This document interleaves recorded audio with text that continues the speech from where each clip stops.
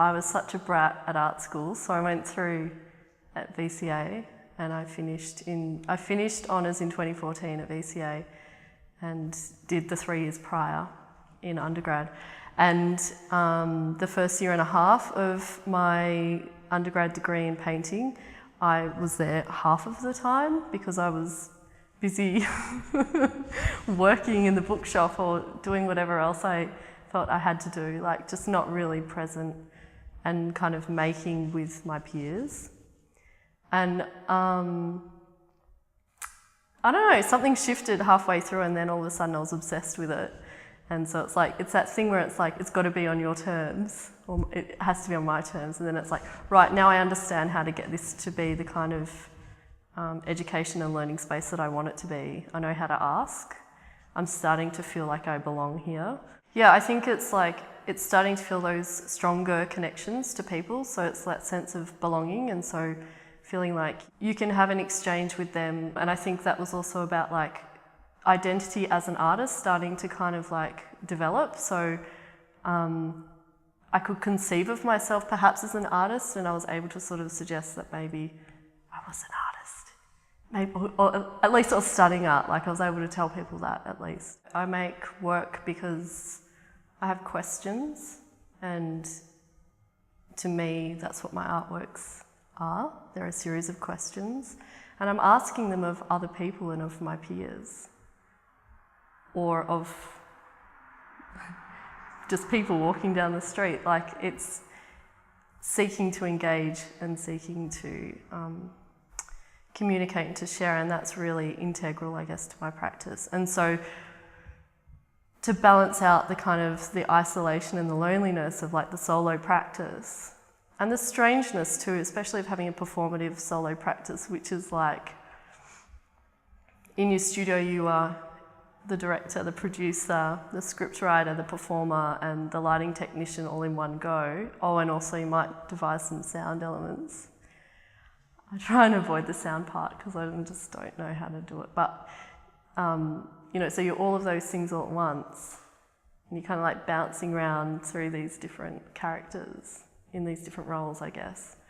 Trying to be critical, so yeah, it's really important to me to stay engaged in these other aspects of art, to stay involved in communities, yeah. For instance, with the Lucen program, which was, and it wasn't just me, Georgina Criddle and Debris also co-curated with me, but that was like really exciting because we were able to provide a structure and to facilitate artists working with performative practices. To just kind of like explore and examine without any pressure or sense of outcome. So that was really exciting to be able to kind of facilitate, but it's like also equally frustrating to have to like, you know, use to watch and support and facilitate. Like you can't, like there was certainly impulse to like jump in there and play with some of them. Yeah, I guess with like the Band Presents, which is a collaborative group that I'm a part of. We call ourselves a band, we consider ourselves a band. We write songs and we perform live gigs. We perform across all sorts of different venues. Our songs are any kind of genre and they take on any kind of form, but we do have very conventional band dynamics, so there's often tensions in the band. Real and imagined and performed. But that's really satisfying because you do have to, the way that you contribute and collaborate, you know, it becomes this big soup. So it's sort of like, you can't necessarily claim ownership over anything, which is a really interesting emotional space to occupy where, you know, I mean, there is the ego's tendency to kind of like, try and stake out its area, and you can't actually. So I think of my work as it's video, it's not film, and I'm like the worst film watcher ever. But I am very interested in narrative, so there's this kind of like, but the narrative comes, it's like emotional or it comes through characterization or something, the narrative. So yeah, so it's like, But in filming, so in the video space, in the zone as the performer, that's a really wonderful, rich, imaginative world for me. And I really, I feel so joyful in those spaces. I fucking love the green screen because it's like, it can be anything. I just find that so exciting. So it's like, that's like freedom, right? And then unfortunately you have to share it with everyone and they see. And you have to look at it as well yourself. And you're like, oh yeah, well that's me. But anyway, this is this space, yeah. I've often thought about how much I'd love for it to be someone that's not me. And then it's like, I do think about that person in the video in kind of the third person. But it's also, I don't really know how else to involve someone else in that kind of work. So much of it's about like internal emotional landscape or something, like how do you, it would be so interesting and I need to do that, but I think that's something about just kind of like, maybe that's about being shy about sharing that space with someone else.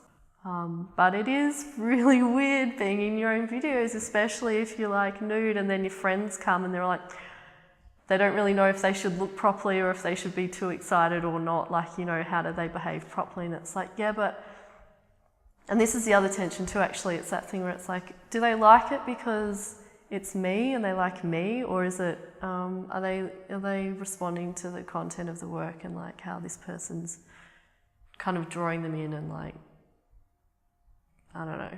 So I would describe the install as, it's kind of like the work turned its back on the gallery space, quite literally. And right throughout the work is this idea of the refusal. And so I felt like that was it just seemed like a really logical install to me, to turn all of the TVs out onto the street. I really enjoyed the act of covering those windows and I guess like censoring the view. And that was a really nice way for me to feel in control. The work is asking questions around consent and power, and so in doing that to the windows, it also meant that people had to look at the video.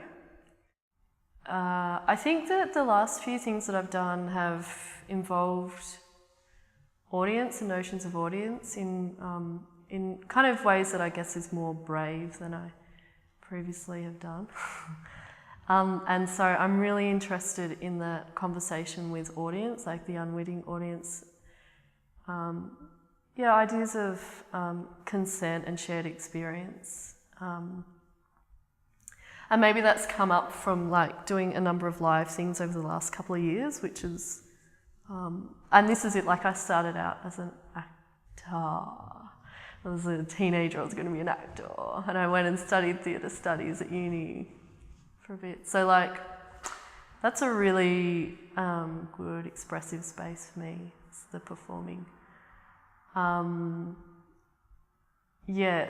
I kind of foresee like there will be work around that, but I couldn't tell you what it's going to look like. And every time I make a work, I'm always like, no way am I going to be in the next one. No way, I've got to find another way. So maybe the thing now is to try getting someone else to do something for me in front of the camera.